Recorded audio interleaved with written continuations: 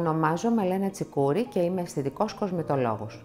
Έχω δικό μου εργαστήριο αισθητικής από το 1983 στην Ηλιούπολη στην Αθήνα. Παράλληλα με τη δουλειά μου ασχολήθηκα με το συνδικαλισμό.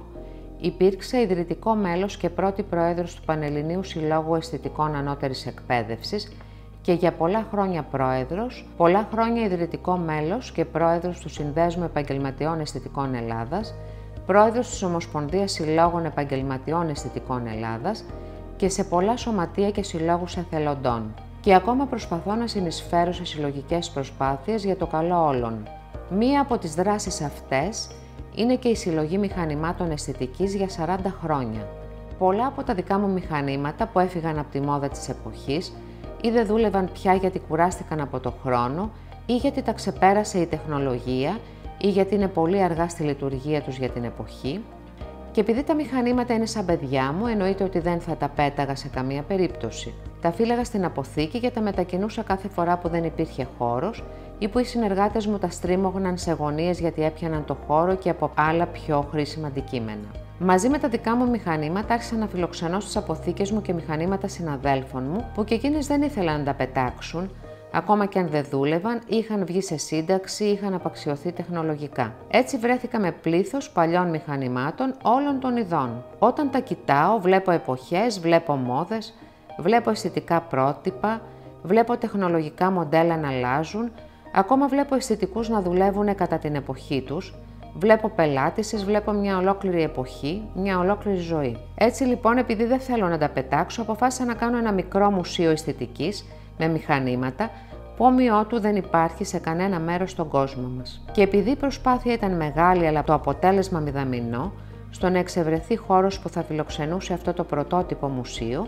αποφάσισα να κάνω γνωστά τα μηχανήματα μέσα από βίντεο και φωτογραφίες για να γνωρίσει ο κόσμος μια ιστορία, την ιστορία της αισθητικής στην Ελλάδα, η οποία σας αναφέρω ότι έχει πολύ μεγάλο ενδιαφέρον. Το 1981, όταν αποφοίτησα από τη Σχολή Αισθητικής στα Κάτε της Αθήνας, μετέπειτα ΤΕΗ και σήμερα ΠΑΔΑ, υπήρχαν περίπου 50 βιοτέχνες κατασκευαστές μηχανημάτων αισθητικής. Τα μηχανήματα τότε ήταν τόσο οικονομικά που μπορούσε κάθε αισθητικός να αγοράσει με τα χρήματα που εξοικονομούσε από το καθημερινό του μεροκάματο. Δεν χρειαζόταν να δανειστεί από τράπεζα ή να κάνει επένδυση όπως σήμερα. Υπήρχαν και τα εισαγόμενα μηχανήματα τα οποία ήταν πολύ πιο ακριβά, αλλά όχι απαγορευτικά. Τότε επικρατούσε η γερμανική τεχνολογία, πολύ αξιόπιστη αλλά ακριβή. Αλλά άξιζε τα χρήματά της γιατί ήταν πολύ μπροστά. Η Karlsruhe στη Γερμανία είχε εξελιχθεί σε μια βιομηχανική πόλη που παρήγαγε υψηλής ποιότητας τεχνολογία με μηχανήματα οδοντιατρικής, φυσικοθεραπείας και αισθητικής. Η γερμανική τεχνολογία μπήκε σε κρίση στο τέλος της δεκαετίας του 80, ενώ παράκμασε ολοκληρωτικά στο τέλος της δεκαετίας του 90, οπότε παρέδωσε τη σκητάλη στην Ιταλική βιομηχανία με διζαϊνάτα μεν μηχανήματα, αλλά χαμηλότερης ποιότητας, που αργά αλλά σταθερά βρήκε τα βήματά της στη δεκαετία 2000-2010 και βγήκε από την αγορά με την δυναμική είσοδο των ασιατικών μηχανημάτων, που σαν τσουνάμι κατέκτησαν την αγορά με άλλοτε αμφισβητούμενα και άλλοτε καλά ή καλύτερα μηχανήματα. Τη δεκαετία του 2000, εκτός από τους Ιταλούς, έχουμε την είσοδο στην αγορά των ισπανικών εταιριών που έχουν διεισδύσει αρκετά πριν, αλλά τώρα δείχνουν μια επίμονη και σοβαρή προσπάθεια για καλά και αξιόπιστα προϊόντα. Η Ισπανία κατάφερε να παραμείνει μεγάλη δύναμη στην Ευρώπη στον τομέα της τεχνολογίας που αφορά την ομορφιά τόσο στα μηχανήματα όσο και στα καλλυντικά. Η είσοδος των κινέζικων προϊόντων στα μηχανήματα αισθητικής έφερε μια εκτεταμένη καταστροφή σε πολλά επίπεδα. Μπορεί ο καθένας να αγοράσει από την Κίνα οποιοδήποτε μηχάνημα βαριάς τεχνολογίας, χωρίς να είναι επαγγελματίες, μέσα από τις γνωστές πλατφόρμες. Η ποιότητα και η ασφάλεια για τη λειτουργία των μηχανημάτων είναι από ασαφής έως επικίνδυνη. Κανείς δεν ξέρει τι παίρνει.